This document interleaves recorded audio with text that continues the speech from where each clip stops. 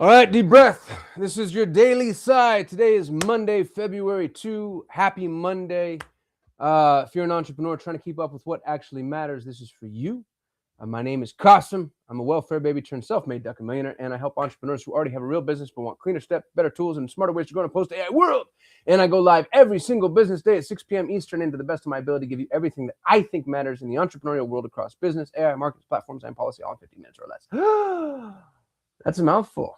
And let's dive in, y'all. The world has been busy over the weekend. I don't know if you've been paying attention, but good golly, Miss Molly. The story that I want to bring to you, if you haven't been paying attention, is Claudebot.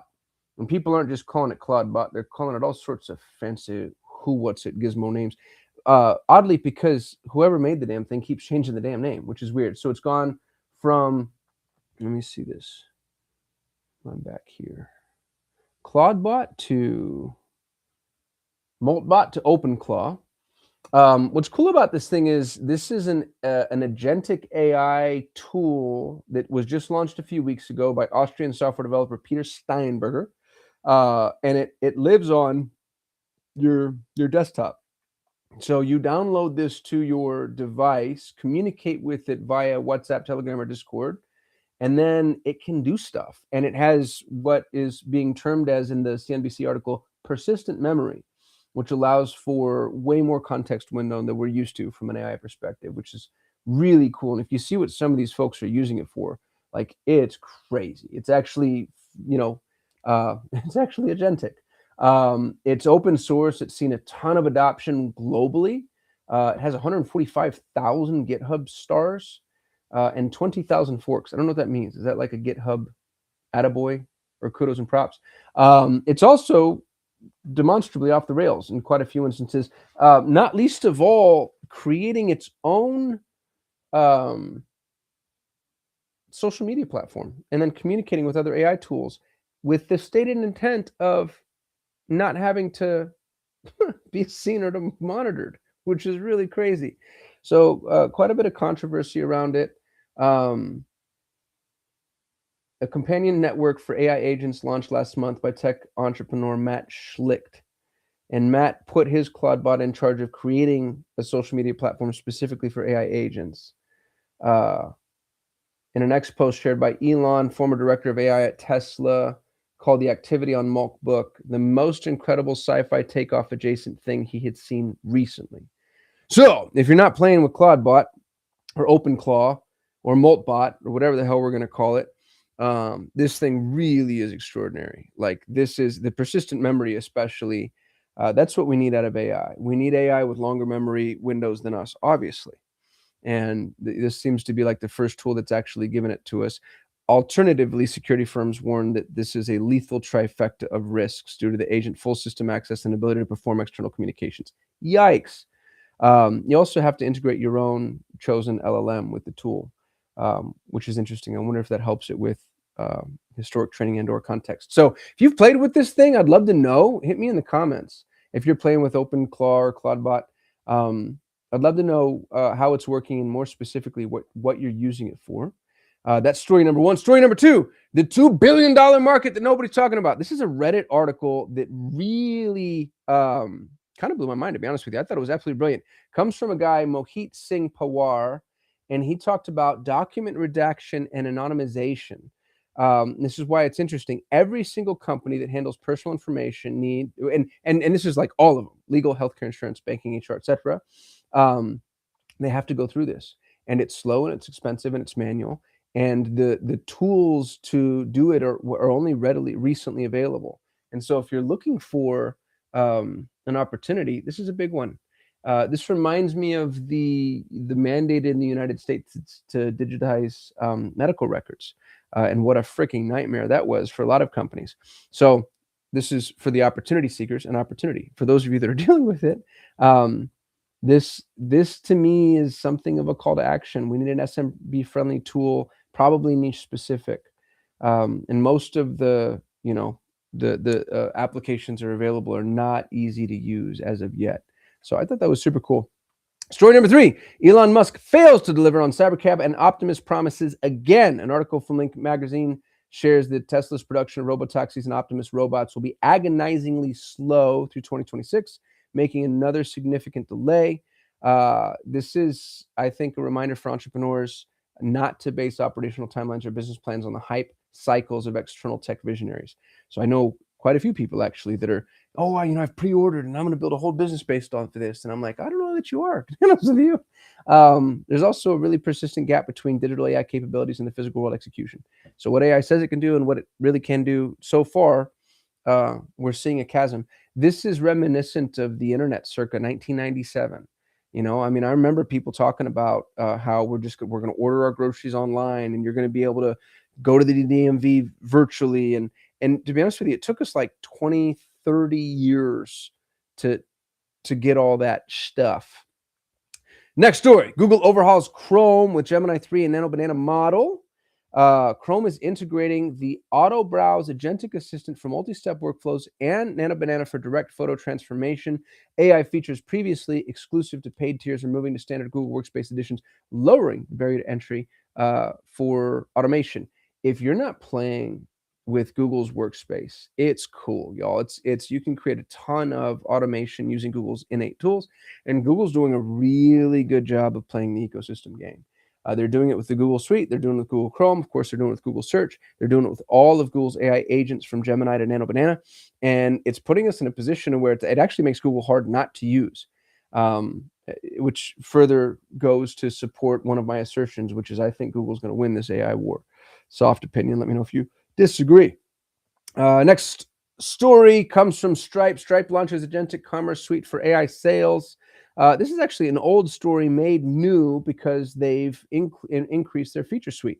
New tools allow businesses to sell products directly via AI agents with shared payment tokens, reducing cross-border friction. I like that they call it cross-border friction. What that means is reducing traffic to your website. So you don't get the traffic. And I think this is catastrophically flawed in so many ways. It's necessary. It's going to happen. It's inevitability. And so many of the e-commerce businesses I know make their money on order bumps, upsells, OTOs. If you're not getting the traffic, you don't get those. You're not going to order bump an AI agent, more than likely.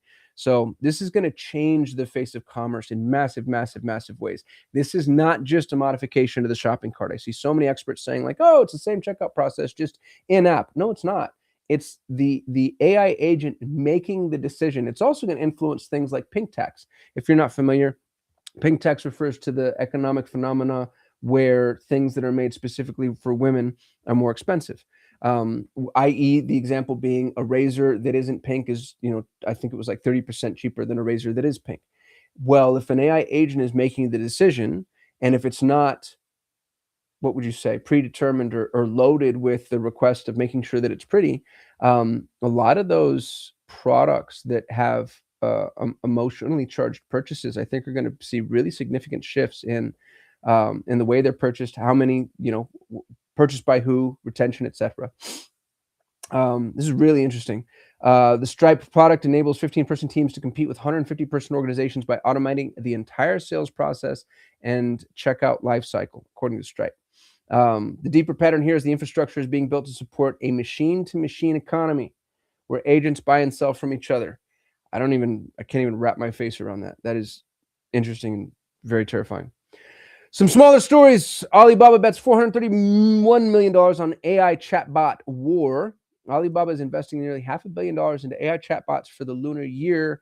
This massive capital injection signals exactly where the future of global customer engagement is heading. I think it also makes a lot of sense given that Alibaba is at the epicenter of international commerce.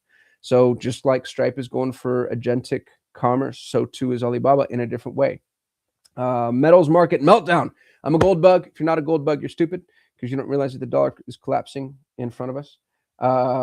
Sorry to be so aggressive with my opinions.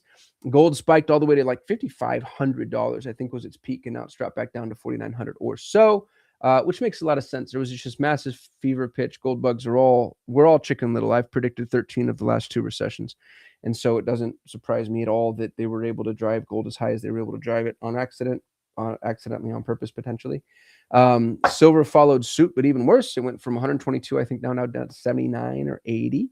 I think that we're going to see a couple of dead cat bounces until it stabilizes a little bit more. But the odds of it shrinking beyond its current stabilization, I think, are really slim, because this was bound to happen. We printed 40% of the money that exists in the 2 years after COVID, and we never really saw the impacts from an inflationary perspective. So, a lot of people, myself included, believe that gold doesn't rise, the dollar falls, and gold is just the barometer and the measurement of that. The thing that I saw that was really interesting is gold used to buy 20 barrels of oil and now it buys 80. So that might mean that oil is massively underpriced. If you want to buy, there's an option. I have no position in oil right now. And I've also only ever lost money in the stock market, so don't listen to anything that I'm saying. Mark Cuban's $1 billion flower regrets. Kind of a cool article from Entrepreneur Magazine. Cuban regrets not investing earlier in the Box Co., which used supply chain optimization to beat incumbents. The reason I like this story so much is because it speaks to operational systems and systems thinking. And Cuban goes on to talk about how that was their value proposition. It's not the sexiest thing that you'd imagine, but it was something that really made a massive difference. And if you have any amount of systems thinking within your organization, I think it can set you massively ahead, especially in a post-AI world. Note for you nerds, OpenAI retires GPT-4 series for GPT 5.2. You were probably already on this and you didn't even know, but if for whatever reason you've been backdating yourself, OpenAI is sunsetting older models to focus on GPT 5.2, offering better customization for SaaS operators, but it also means that the deprecation could potentially cost you some context if you've been using it in that way. LinkedIn algorithm shifts to punish external links. LinkedIn, I think, is a cesspool of spam, and it's shocking to me that they even care, but the platform is penalizing external links by 60% to prioritize native expert-led content. Marketers must shift to native surveys and deep insights to maintain B2B reach. This has been true across all social channels, incidentally. Every social channel wants retention, and they're going to penalize you if you send people outside of those social channels. So don't do that. If you're watching live, I appreciate you. Let's give some shout outs to Self-Optimized, I Am Not a Noun, Matt Skybahorquez. Nope, I did it. Slizzard, Elias Maff, B. Sherman, Sonny and Chair, Adam, Coach Cav, Malter, Lil Dirk, Shayna.